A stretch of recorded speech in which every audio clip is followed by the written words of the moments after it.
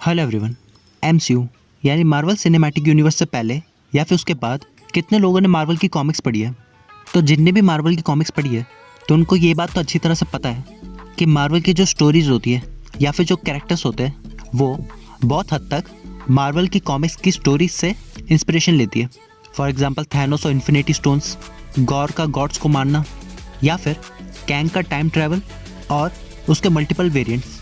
तो ये सभी एलिमेंट्स मार्वल की कॉमिक्स से लिए गए, लेकिन सिर्फ ये एलिमेंट्स, ना कि पूरी स्टोरी लाइन, क्योंकि एमसीयू की यही खास बात है कि वो कॉमिक्स से कैरेक्टर्स को उठाता है और स्टोरी अपने वे में दिखाता है। और वैसे भी जो मार्वल की कॉमिक्स होती है वो इश्यूज में आती है और एक इशू के ख़त्म होने के बाद एक कंटिन्यूएशन नहीं होता, जिसका मतलब ये है कि अगर एक कॉमिक्स में कोई कैरेक्टर मर जाता है तो अगली कॉमिक्स में वो वापस जिंदा हो जाएगा।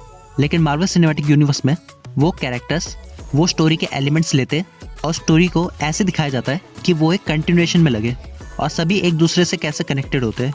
और यही चीज़ एमसीयू को मार्वल कॉमिक्स से भी बहुत अच्छा बनाता है। लेकिन आज मैंने मार्वल कॉमिक्स की बात क्यों करी?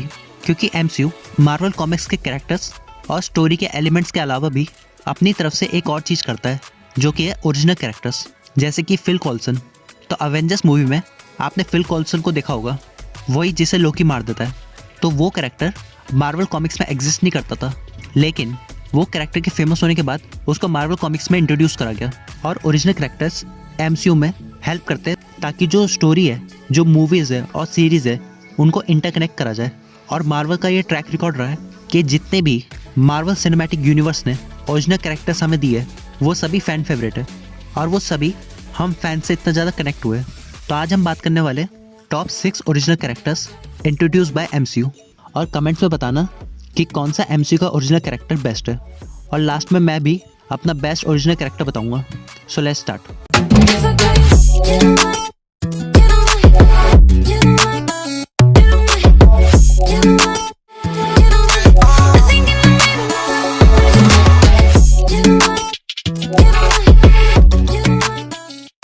Number 1, Darcy Lewis, played by Kat denims.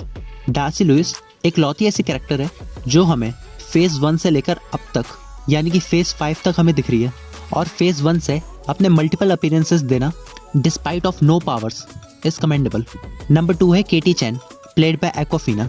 शैंग-ची and the legends of 10 rings में शैंग-ची की एक गुड कंपेनियन, लॉयल, ब्रेव और अब तो बो एंड एरो में भी अच्छी, अपने एक ही अपीयरेंस से सबकी फ़ैन फेवरेट बन चुकी है। और इतना तो कंफर्म है कि शैंग-ची 2 में भी हमें केटी दिखने वाली है। Number 3, Silvi, played by Sofia Di Martino. Although people found her being selfish in Loki series, but this only shows how beautifully she portrayed this role.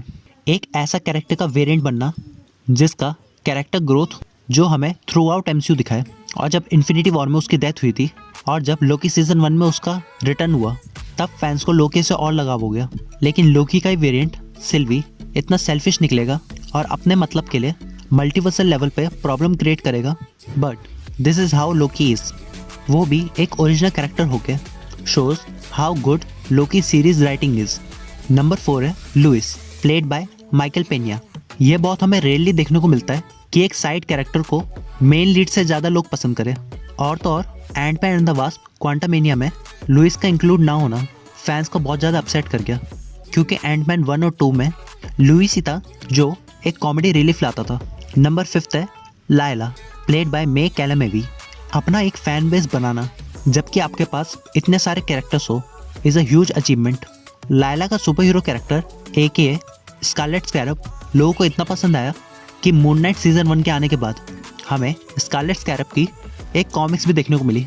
और वैसे भी before getting her powers she is good at fighting skills. And also एक Egyptian actress को इस role के लिए cast करना बहुत ही बेस्ट कास्टिंग डिसीजन था, as it helps in connecting with characters depth. And number 6, Kahori, voiced by Devery Jacobs. अब we don't know anything about Kahori, लेकिन MCU ने यह कंफर्म कर दिया है कि आने वाले 4 साल within 4 years we are gonna see a live action Kahori। और हम सब जानते हैं कि वो कहाँ दिखने वाली है, either Avengers Kang Dynasty और Avengers Secret Wars। लेकिन अगर आपको Kahori के पावर्स के बारे में जानना है then do see my shot in I button। तो ये थे वो top 6 original characters introduce by MCU. इन सब का एमसीयू में इंट्रोड्यूस होना तो एक बात है, लेकिन लोगों के बीच में अपना फैन बेस क्रिएट करना, वो भी in short period of time, shows how good MCU is in developing original characters. और मार्वल को और भी आगे ओरिजिनल कैरेक्टर्स को इंट्रोड्यूस करना चाहिए, क्योंकि ये भी एक प्लस पॉइंट है किसी भी मूवी या सीरीज़ को एक लेवल अप लेके जाने का। अगर मैं अपने फेवरेट ओरिजिनल कैरेक्टर के बारे में बात करूँ तो वो है Layla El Faouly aka Scarlet Scarab. So comment according to you which original character is best in MCU. So yeah, that's all for today. Thanks for watching, guys.